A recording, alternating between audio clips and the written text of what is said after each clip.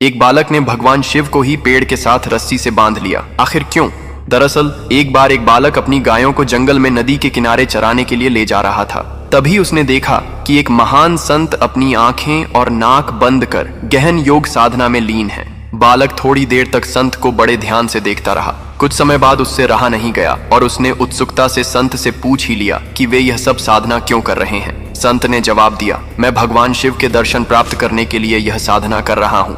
थोड़ी देर बाद संत वहां से चले गए। संत के जाने के बाद बालक ने भी उन्हीं योग क्रियाओं को दोहराना शुरू कर दिया। उसने संकल्प लिया कि आज वह भगवान के साक्षात दर्शन करके ही रहेगा। बालक ने अपनी आंखें बंद कर लीं और नाक को जोर से दबा लिया। सांस रुकने से उसकी प्राण निकलने की स्थिति आ गई। उधर कैलाश पर्वत पर भगवान शिव का आसन डोलने लगा। शिवजी ने ध्यान लगाया और देखा कि एक बालक उनके दर्शन की लालसा में कठोर तपस्या कर रहा है। बालक के हठ और भक्ति से प्रसन्न होकर भगवान शिव तुरंत प्रकट हो गए। वे बोले, अरे ओ बालक, बस करो अब तुम्हारी यह तपस्या, मैं स्वयं तुम्हें दर्शन देने आया हूँ। बालक ने आंखें बंद रखते हुए ही इशारे से पूछा, आप कौन हैं? भगवान शिव ने उत्तर दिया, मैं वही भगवान शिव हूँ जिनके दर्शन के लिए तुम इतनी कठोर साधना कर रहे हो। बालक ने आंखें खोलीं और तुरंत एक रस्सी लेकर आया। क्योंकि उसने भगवान को पहले कभी देखा नहीं था, इसलिए उसे विश्वास नहीं हुआ कि ये सच में भगवान शिव हैं। पहचान की पुष्टि करने के लिए उसने भगवान शिव को पास के एक पेड़ से रस्सी से बांध दिया और संत को बुलाने के लिए दौड़ पड़ा।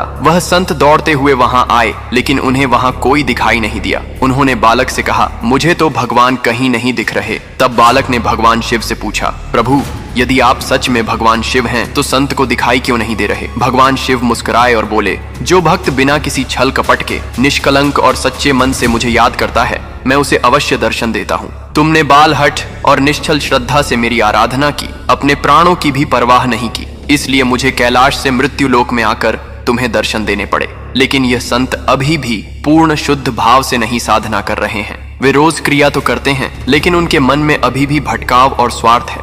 इसलिए मैं उन्हें दिखाई नहीं दे रहा, पर तुम्हें प्रकट रूप में दर्शन दे रहा हूँ।